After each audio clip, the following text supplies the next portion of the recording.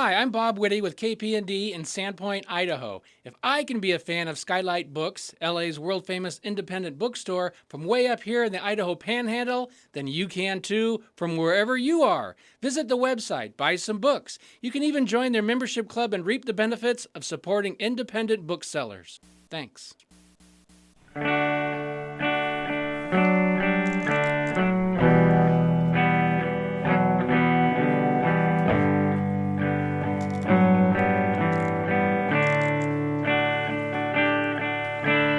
Meet me on the softer side. Meet me on the softer side. Softer side of your heart.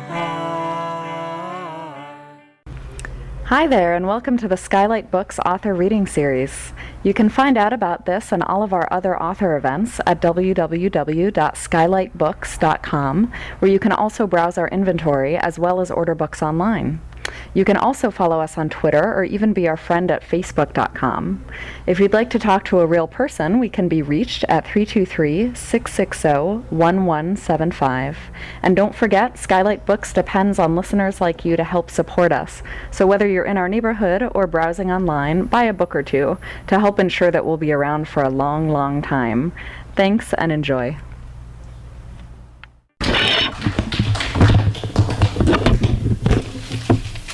Hi, everybody. Hello. I think, first of all, as a way of sort of saying thank you for everybody coming, I am amazed at the amount of talent in the audience right now. I mean, this is a not only beautiful collection of people, but really talented collection of people, and I'm very happy that you're all here. Very pleased everybody came out. Thank you very much. It means a lot. 15 years ago, we were a bunch of punk rock kids and who thought that we knew all of the answers because, quite frankly, we did. And Tom and I would spend many a nights together venting and ranting and drinking and saying things like, if only they would listen to us, the world would be a better place. So we decided to make them listen to us, and one day, I'd like to say on a whim, but that's not really true, but seemingly on a whim, we decided to form a publishing company. And I often say that Henry Rollins was a little bit of our model. I mean, he started a publishing company, and that's possible, let's do it. So we decided that we were going to go ahead and do that. So we did. We got some ISBN numbers, we got some contacts, and we started publishing books. Although the real sort of genesis of it was we had this idea to write a book. And we had at the time been sort of doing a lot of things creatively together. We sold a TV show that never obviously got made for like $100 or something ridiculous. And although we were in Beverly Hills and the guy was like, "This could be your start." And it wasn't, actually. But I really remember being like, oh my God, this is really happening. This guy is saying this to me. And looking at Tom, and he's like, I don't know what he's talking about. We ran into a lot of people who were not very sympathetic to the fact that we thought that we knew what we were doing, or that we thought that we could do things better than everybody else. And a lot of people just sort of said, "Well, what have you done already?" Or what have you done that I've heard of? That was a big refrain. And frankly, we hadn't done anything that anybody heard of. So we decided to make something that would be in essence a big business card, like something that we could carry around and say, oh, we've done this. So we decided in bombastic fashion to write a book. And for some reason, we were really on a pulp fiction kick. Like we discovered these Dell mapbacks. I don't know if you're familiar with those, but they were done up in 1940, and they all had very lurid art. They had very provocative titles, and they had maps on the back cover. My favorite, of course, in the series was Eisenhower Was My Boss, which had a map of Eisenhower's war cruising through Europe. But so we decided to emulate that. Like we thought, like this is pretty decent. This is a pretty good, format to work with, and we had a certain fondness for it. So we thought, like let's go with that. Let's see what we can do with this concept. It also helped that when we first said like, hey, let's write a book, we bounced off ideas, and in typical fashion of kids with too much time on their hands, it started to escalate. Of like, oh, we could do this and we could do this, and all of a sudden it was like, let's film a webisode thing, and let's pitch this as an interactive game, and let's do this and this. Yeah, this is before we had children. In fact, the last time that Tom and I were here in Skylight was probably 14 years ago, and well, hold on. Let's be fair. The last time we were in Skylight in this role, yes, of course. We've been in Skylight since, just to be clear. I would say several times. But the last time we were behind the microphones, instead of bringing lots of wine and food, which is what you do when you age gracefully, we brought a computer and we had done this whole multimedia thing to go with the reading, and I don't know really how successful that was, right. but that's the kind of thing that we were doing. It was a CRT screen, even. Yes, and exactly. It was very heavy. But we were very strong. But we did, and because in that kind of like mode, the first book that we did, By the Balls, obviously why we're here, we put that out online, like we gave it away. We put it out. We had a website, uglytown.com, and we put serialized, and we do it every day. We did every week. Every week, I think. We put a new chapter up, and I do think there's a Publishers Weekly article out there that says we were the first to do that, which still I'm like, feather in our cap and all that kind of stuff. That, I'm pretty proud of that. There weren't blogs back then. Yes, right. It was more of a challenge. But in thinking about what the book should be about, the bigger the idea got, the more we realized that we were sort of competing with this ambition, and then instead we wanted to figure out a way to harness the ambition. And so instead of trying to bite off this giant thing that we couldn't quite get our arms around, we said, well, let's just write this sort of throwaway book, this kind of pulp fiction-y thing. And let's design the whole thing. Let's make it an artifact. Let's make it something that fits into the world that we imagine, that we want to live in, and that we sort of think that is cool. And in a weird way, the moment that we clicked onto that, it set us free. Like, we were no longer thinking about like how this has to be the greatest American novel. We were starting to say things like, well, should it really be that bad? I mean, we want people to kind of buy this, right? The initial concept was it would be a bad novel, and as we progressed, we realized that was, probably not the best idea we've ever had. So we scaled it back and actually tried to do a good job. And like a lot of people ask us about... Set the bar low, people. Right. That's the lesson here. Expectations, minimal. But a lot of people ask us like how it is writing with somebody else, and it was actually pretty refreshing because I could write something and send it to Jim, and it wasn't so much like we were I was like, oh, he's never going to be able to top this. But I was trying to entertain him. Like he's never going to believe what this is a great scene. Check this out. And vice versa, when he would send me something, I couldn't wait to read it, and I couldn't wait to crack it open and be wildly entertained by what he threw down on the page. So it was a wondrous back and forth collaboration that I'm pleased to say still exists. Well, and yeah, I mean, there was this sense that, it was like writing with an editor, sort of, in the process, we were able to sort of go back and forth, and but more than sort of writing with sort of somebody who could correct us, each other or something like that, it gave us this ability to be totally off the wall crazy, because it was like the job of sort of dialing it back wasn't on our individual shoulders. It was sort of like, I would sort of try to push it far and see, if Tom was sort of like, that's a little too far. And then Tom would try to sort of one-up me. Okay, he's going to push it a little bit far. And then I would sort of try to dial it back.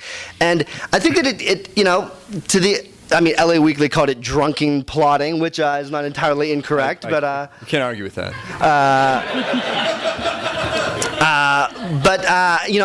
I'd like to think, even 15 years later, that it sort of maintains this sense of sort of spontaneity and madness that I think is kind of cool. And it was really interesting to kind of come back to it and produce new material in this Ben Drake universe, because I hadn't read it for probably 12 years. And so part of, like, one of the things we had to do to, a popular term that's come out is retcon. We had to kind of retcon Ben Drake's life. And to do that, we had to review the material. And in reading it, I found myself being more entertained than I thought I would be. We're harsh critics. Right. I kind of had that, like, well, yeah, I wrote that 15. It's not going to be very good. But it was I actually enjoyed it much more than I thought that I would. It stood up to the test of time, and it didn't feel dated. And I think part of that is the way that we wrote it in this kind of, like, contemporary yet throwback period. It has a really, one of our reviewers called it fiction time, which we've appropriated, which I think really fits. It exists when it exists. So you can read it now and it still plays, oddly enough. And I enjoyed revisiting that. There have been people who sort of call it sort of a throwback or a pastiche. The book takes place in this fictional town called Tennessee City, which is about 100 miles north of Las Vegas, as we imagine it. And there's something about it where everything sort of feels like cliche noirish. I mean, the private investigator Ben Drake dresses in a suit. He wears a fedora. He drives an old beat-up car. And all of the bad guys are like Dick Tracy gangsters. They're all like, see, Small-Tooth Kelly. Small-Tooth Kelly, Manny the Rose Flores, Herman the German, yes, one of my favorites. Trout Mathers. Trout Mathers, yeah. How do you think Trout Mathers? But the goal was never to sort of write a 40s novel and to be accurate to that, or for that matter, to sort of like somehow be accurate to the modern day times. We were just out of our mind. I mean, that's really what it boils down to. And I think that's what we were trying to sort of capture on the page, is just this kind of freedom and craziness.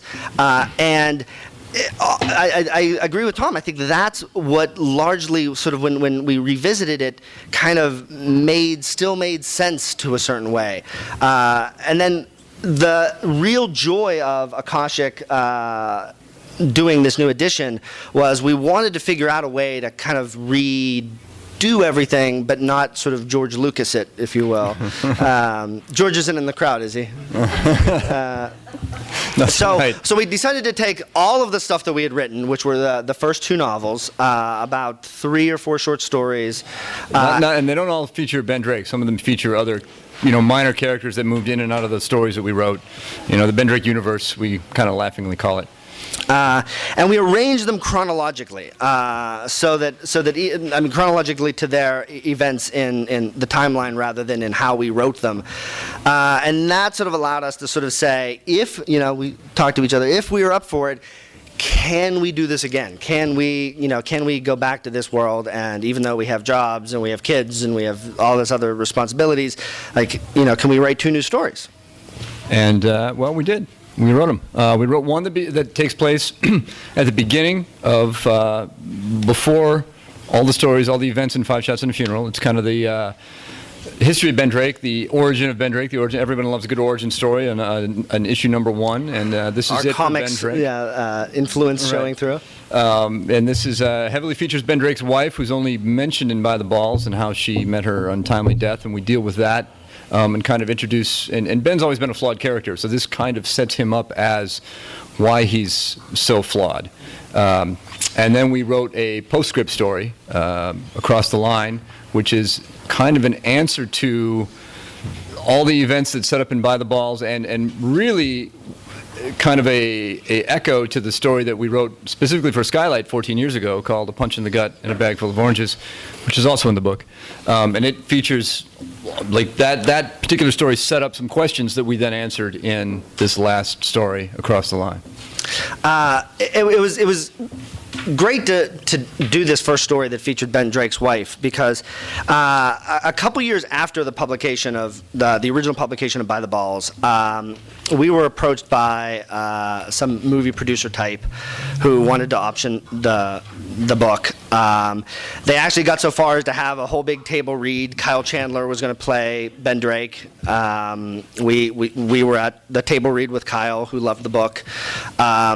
But the sort of big question that sort of came up is they were sort of like, Ben Drake really drinks a lot.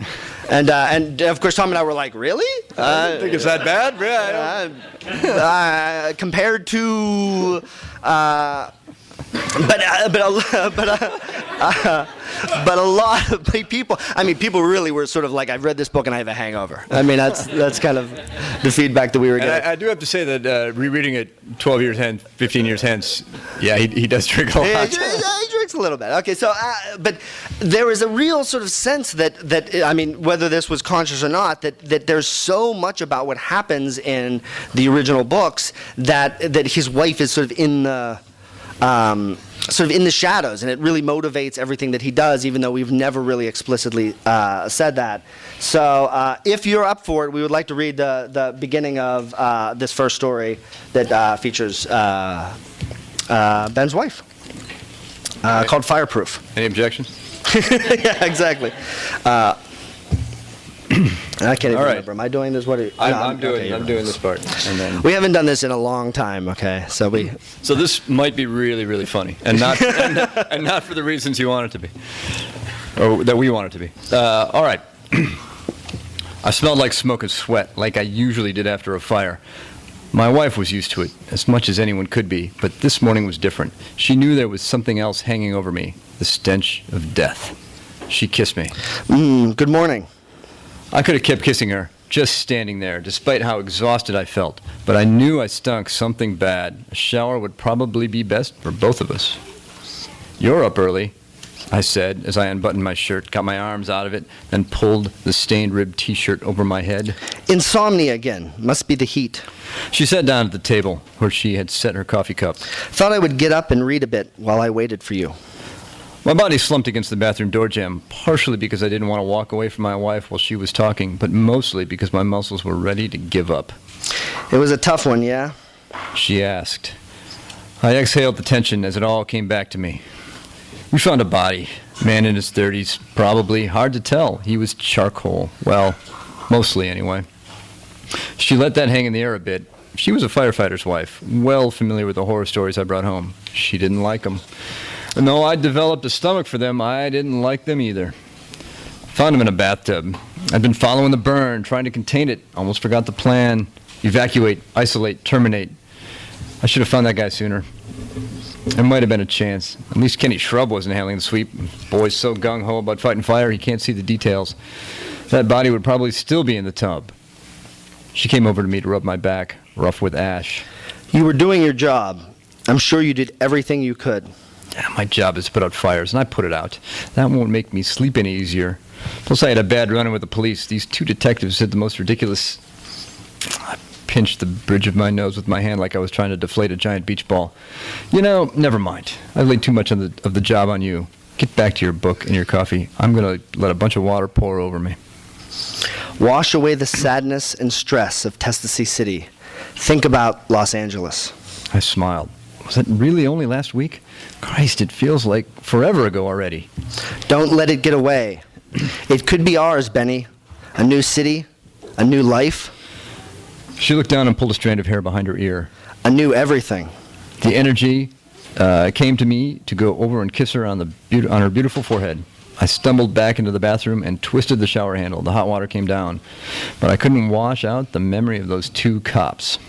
Hey, soldier, get over here. Sweat beaded up on the forehead of the meaty cop with the crew cut. It was still hot in there, even though the fire was out. I took my helmet off, went over to the plainclothes. His partner was playing the silent type, hanging back, smoking a cigarette. I addressed the loud one. I'm not a soldier. If there's a problem, I'm happy to help you boys. Want to talk to you about this body you found. Heard you were talking to your buddies about some foul play. Why don't you give me a little bit of your story time? I remember thinking that these guys were early on the scene, and the inspector hadn't even arrived yet. Sorry if you think I'm telling tales out of school. I know I'm not the one who gets to make the call, but that guy I found in the bathtub, he looked suspicious to me. Okay, soldier, let me stop you right there.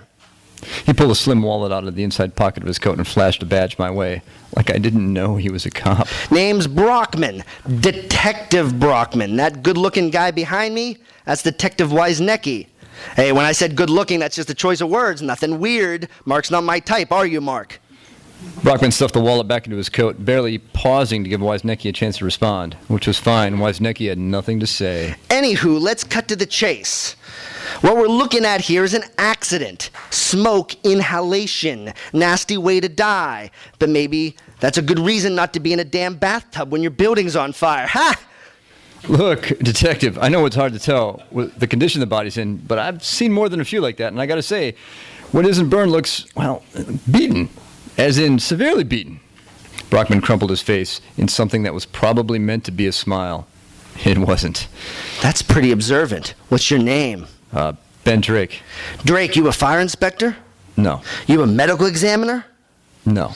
Then you don't know a damn thing. Repeat after me. Smoke inhalation. Now get the hell out of my crime scene. I had to laugh. If this is a fire and death and all are one big accident, what makes this a crime scene? Soldier, this whole town is a crime scene.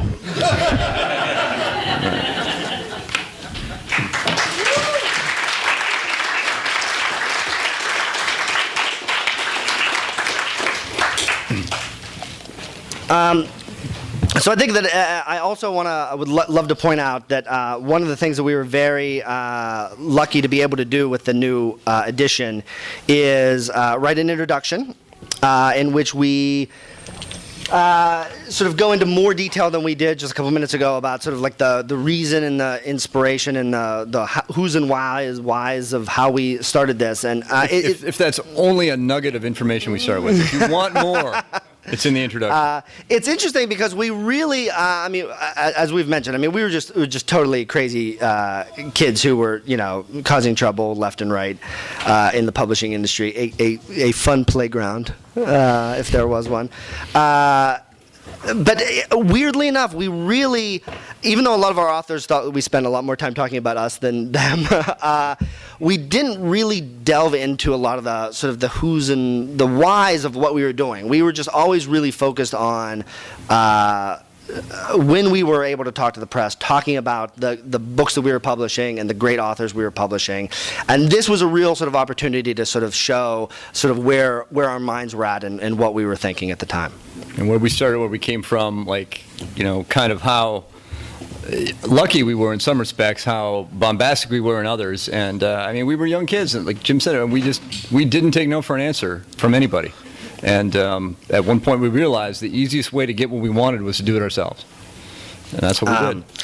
And then at the end of the book, we were also extremely fortunate to reach out to almost 25 authors and publishers and editors that we have gotten to know over the years and asked them to write a little something about the book, about Uglytown, about sort of, you know, their remembrance of what it was like back 15 years ago, and we are truly honored by those contributions. Yeah, it was a very humbling experience to read these contributions and realize like the impact that Uglytown as a company and Jim and I as individuals had upon other people, and it was something that, you know, I don't know that I quite realized, certainly when I was young and at the time, but like, you know, now reading it and reading just how people reacted to what we did and what we were able to do in the industry, it was really, it was touching, and I'm proud of every one of those essays. We don't still really believe it all, but it's nice to read anyways. So before we ask questions and hopefully sign some books, we wanted to read one little piece of By the Balls, the original novel.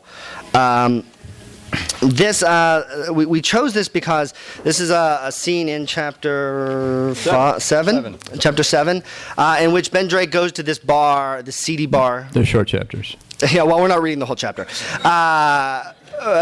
It goes to this seedy bar called Van Winkle's, and the sort of joke is, as you can see, we're drinking Old Granddad, so that's Ben Drake's favorite drink. And so he goes to this bar and he orders old granddad, and the guy behind the bar says that we only serve one bourbon here. It's called Van Winkle's, and Ben Drake is just like, whatever, just give it to me, because all he really cares about is drinking. But the funny thing is that when we sort of came up with that, we were really sort of like is that going to be funny? It's like anybody, I mean, I guess it's like, it's, get it, the bar is called Van Winkle's, they're serving Van Winkle's. And there's Van Winkle murals, like, the guy that slept for 80 years, that old folktale. Lo and behold, though, 15 years later, Pappy Van Winkle's is in fact the most hard to find, in-demand bourbon on the market right now. I've heard people selling it on eBay for like $3,000 a bottle. And it should be a $150 bottle of. I mean, yeah, tops. But not. Right. Yeah. But 3,000. Not so great. So we were very prescient. Yes. Yes. Only in our liquor knowledge. Right. Nothing else really. Only I would have seen this ebook thing coming. So go ahead. All right. Although I have to find it. Where are we at? 314. Yes.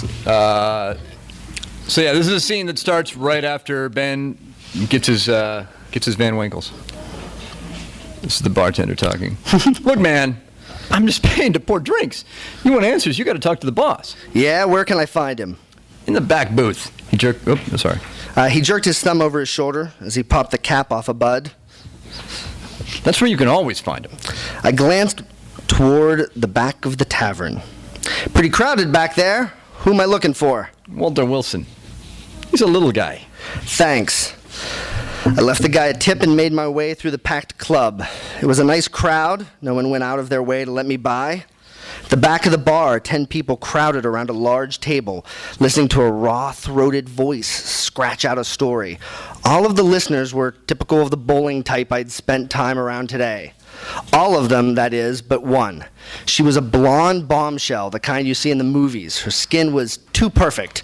Underneath her flowing blonde hair, she had large, ruby-red lips over unbelievably white teeth and blue eyes that held a vacant stare. She wore a black sleeveless top that showed off her ample bosom and a short black skirt that showed off her alabaster legs. The storyteller sat in her lap, a hood ornament to the blonde's mannequin. He was a hatchet-faced midget. His dyed black hair, slick with pomade, combed straight back over his skull. His ears were large and grew so close to his head they seemed pinned together from behind. His right hand was missing its thumb and forefinger. I guessed this guy for Walter. He talked fast and gesticulated wildly, keeping his audience enraptured as he spun his yarn. I lit a cigar, determined that I came in somewhere about the middle of the story. So, Dvorkin steps up to the line, ball in hand. He pauses and looks down the lane.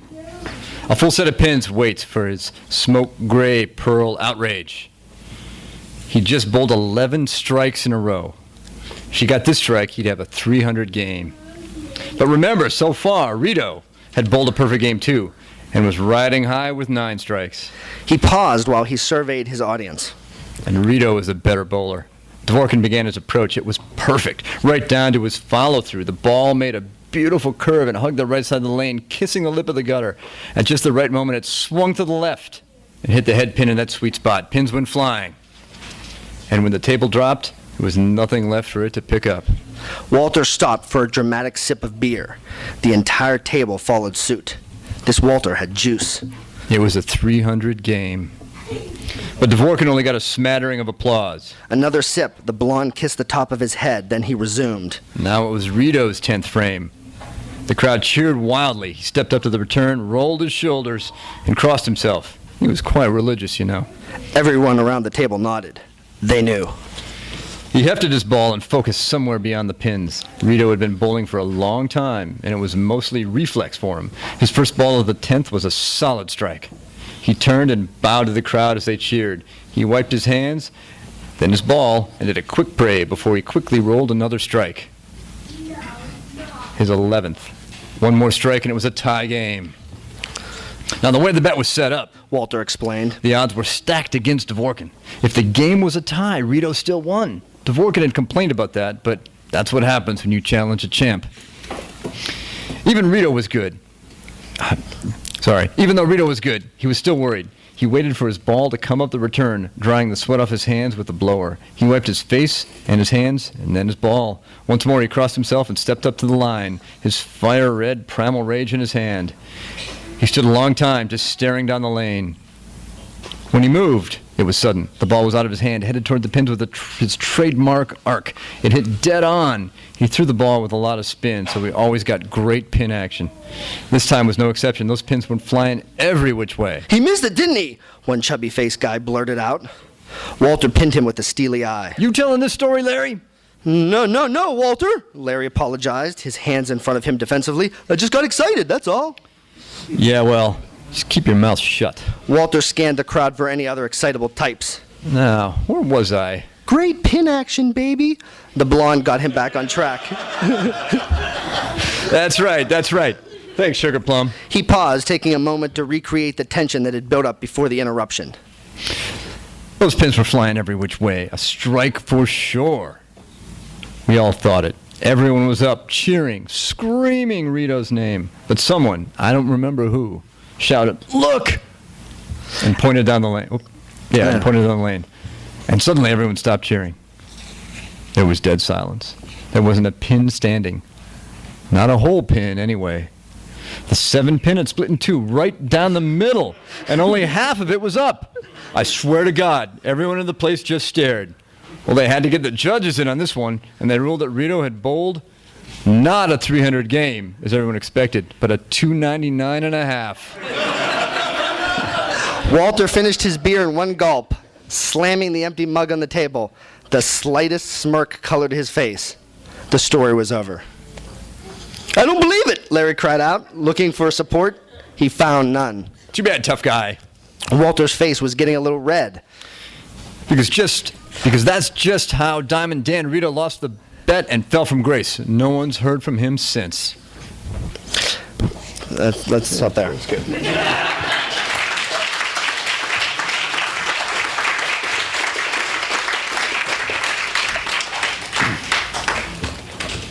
Not that we can't monopolize a mic, which we love to do, but does anybody have any questions? Comments, criticisms? Prognostications? That's a good question. You know, I don't even know. How much does the book cost? $16.95, yes. $16.95. Yes. I know you both write comics as well. How is the difference between writing a comic and a novel? Thank you for that question. After the first 2 books that we wrote, By the Balls and 5 Shots and a Funeral, which are in this collection, we got the interest of an editor at Dark Horse Comics who asked us to write comics based on Buffy the Vampire Slayer, which we tried out for. And met with Joss and his team, and then ended up writing those comics for about 2 years, 2.5 years. 17 total issues, I think. Including an illustrated novel, which we also did together. And I would say it is very different. I think that overall the collaboration was the same, and it was the same kind of idea of we would sort of usually get together and sort of try to bang out some ideas and then go to our corners and write. But comics is a very, very different kind of beast. Yeah, and it's certainly, because not only so we're used to collaborating together in fiction and writing, but then we're inviting at least one, if not 2 or 3 other collaborators into the project at the same time. And then we've got, Buffett was a licensed project, so we've got the licensed people kind of overseeing what we're doing, which was also, so it wasn't so much that we had to write for each other at that point. We had to kind of write, the guy who was drawing for us was a guy named Cliff Richard. Was it Richard or Richards? I can't remember. One's a pop star and one's a...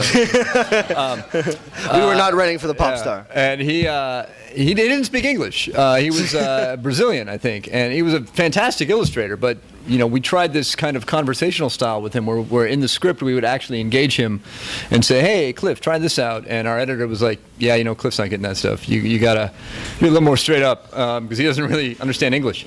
So so that kind of changed the dynamic a little bit, and so we it was a little more workmanlike as far as like how to describe the scenes to Cliff, but he still did a great job. And then there was also like an inker and then a colorist that came in, so it was a pretty good collaboration. It was hard to write for a licensed product because that not that we don't love 20th Century Fox. I mean, because they've got a vested interest in protecting their character. So it was this. They would come back with us and say like, well, that really wouldn't happen, and so then we'd have to.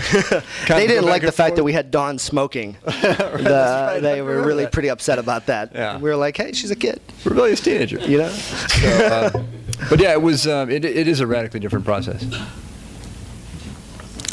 there another question? Can you talk a little bit about, forgive me if you've already talked about this topic, but the initial publication of By the Balls had the fictitious author overlay. Oh, yes. On the 15th edition, you chose to go in a different direction, and I was just wondering what the creative thinking was behind Yeah, we weren't fooling anybody.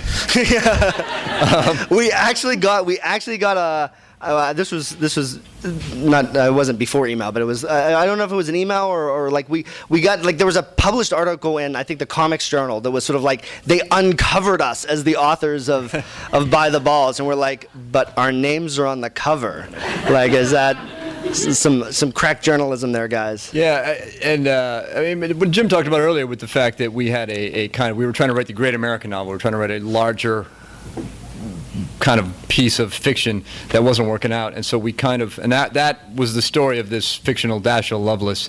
And so when we dialed it back and this Rolled by the Balls that kind of did the whole like setting us free moment, that was we decided to keep Dashiell's name on the cover to kind of enhance that pulp artifact. Well, that's exactly it. I mean, we were going for an artifact. We were, like even if by the time that the book was actually published, I think that we had already sort of walked away from that bigger idea.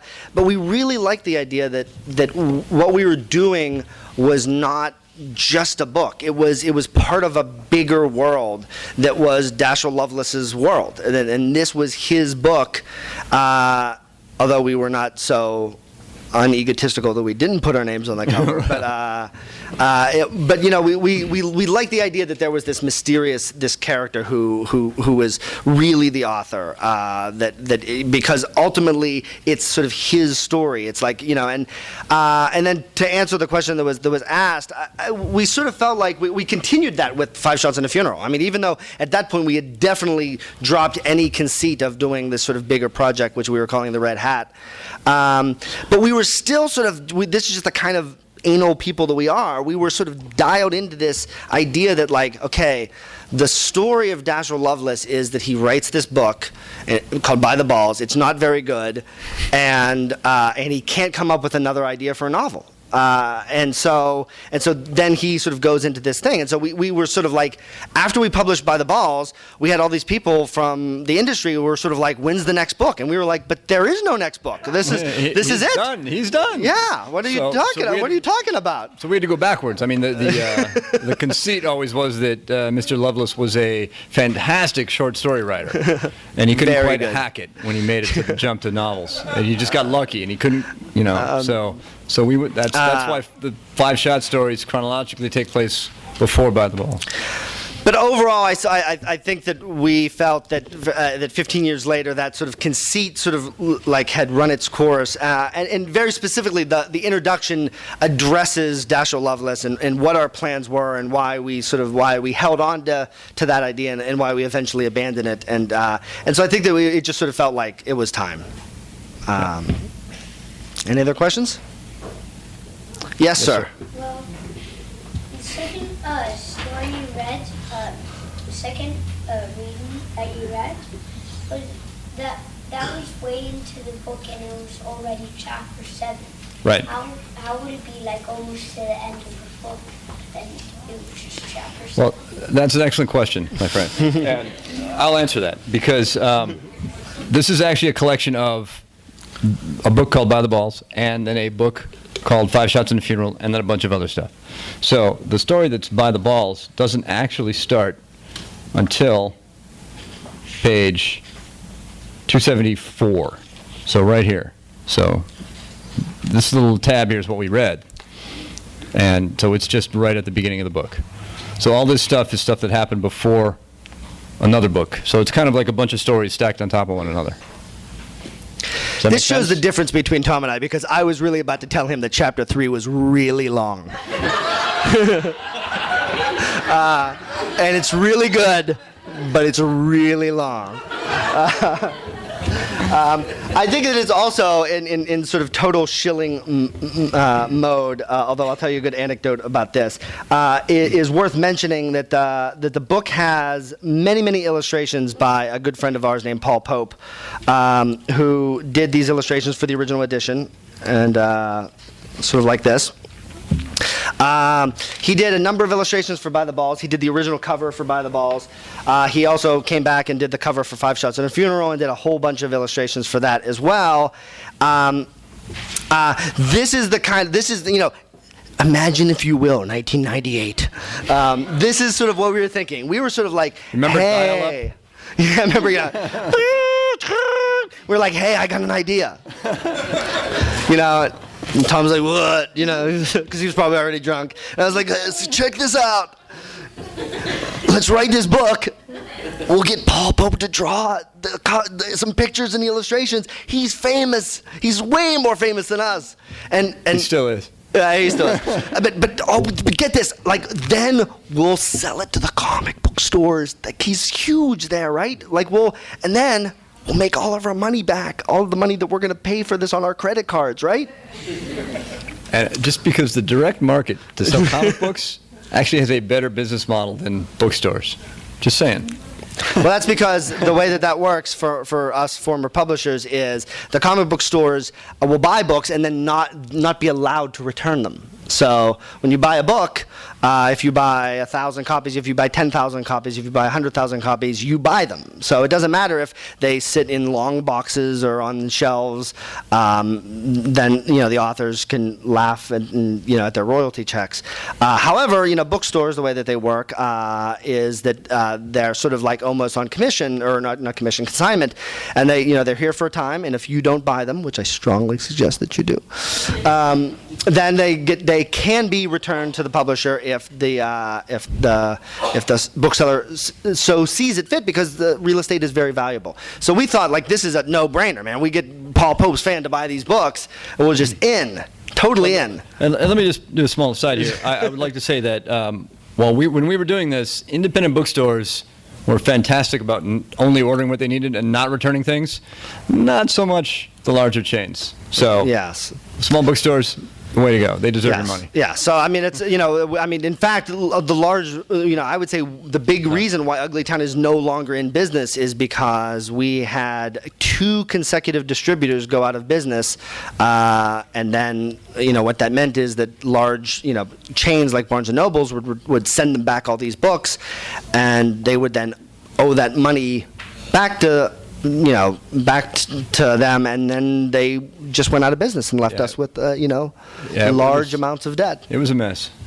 But the sad part of the story is, so we got these beautiful, beautiful Paul Pope illustrations. They are really spectacular.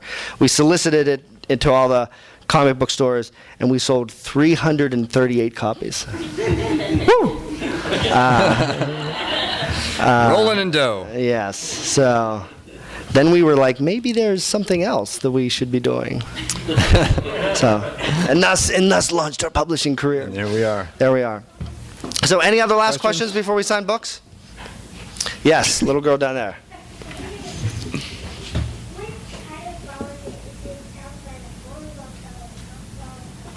That's a very good question. The question was, it's by the balls, but what kind of ball is it? Excellent question. It's an excellent question.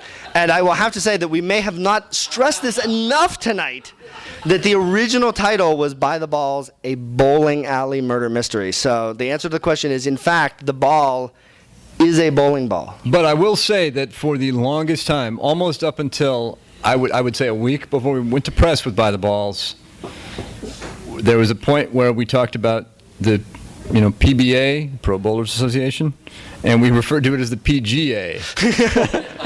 And only by sheer chance did we manage. I think you caught it. We're not bowlers. I mean, I know this is really hard, and I really think that like we read this excerpt from By the Balls, totally deceiving you. That's the most bowling that is in that book.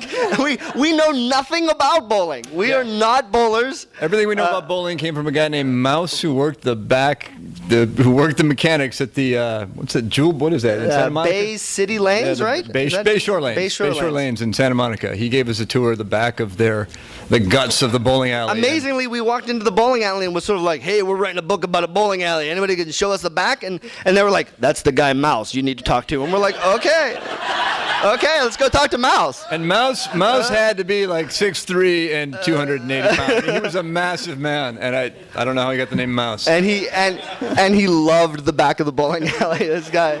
He did. My favorite quote from Mouse is, "This here is what you call technology." All right. Any last questions? Yes, sir. In terms of like Mouse's quotation, this here is what we call technology, and how you mentioned ebooks, and how much the publishing industry has changed since you guys started Uglytown. If you guys had started this project today, and you were sitting there, you probably wouldn't start a publishing company.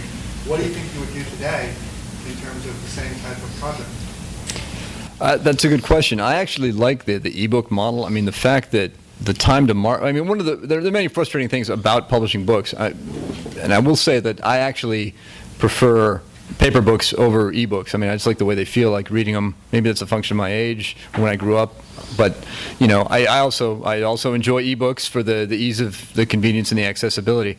But for publishing, like, one of the frustrating parts that we had to deal with, and certainly even happened with this, like this book has been printed for like 2 months. I mean, I've had a box of these books in my living room for 2 months, as my wife can attest. She's been tripping over them. But the time to market it's 6 months. I mean, you got to promote it, you got to push it out there, you've got to talk about it, you got to get press, you got to get people to write about it. The time to market for ebooks is days. I mean, and that's testament to, you can go on Amazon and you can see like a zillion books, and most of them aren't really that good. I mean, they're not edited well. I mean, we had the fortune of having people who actually edited our book for us. That was nice. But there's a certain part of me that would think that, yeah, if we did start this today, would we go all ebook? I don't know. That's a good question.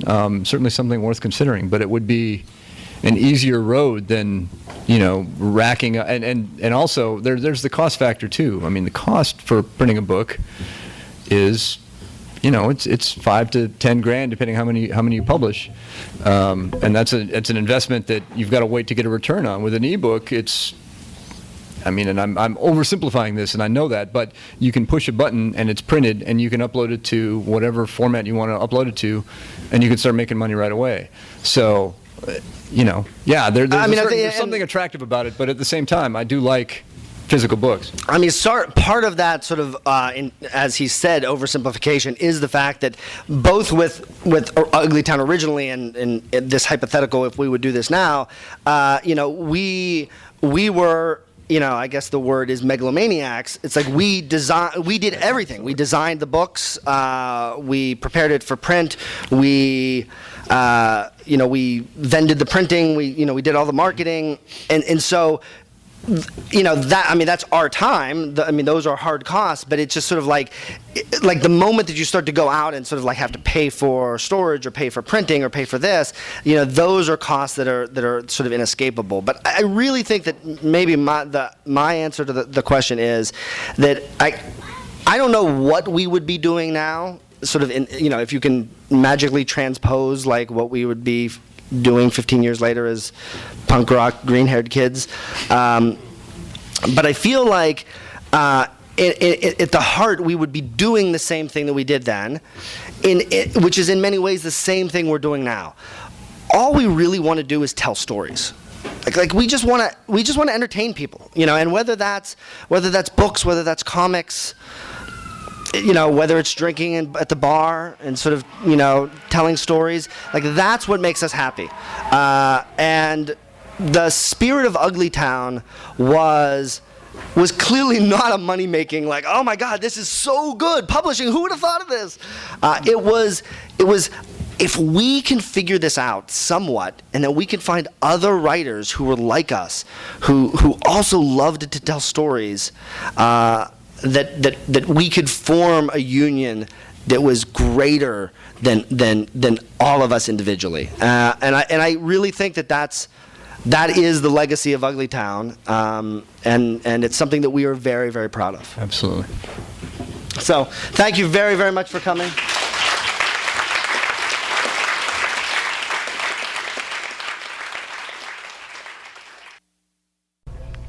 You've been listening to the Skylight Books author reading series. Don't forget that you can check out this and all of our other great podcasts at www.skylightbooks.com. Today's music was provided by Fragile Gang. You can check them out at MySpace, Facebook, and the iTunes Music Store. Thanks for stopping by, and we hope to see you soon.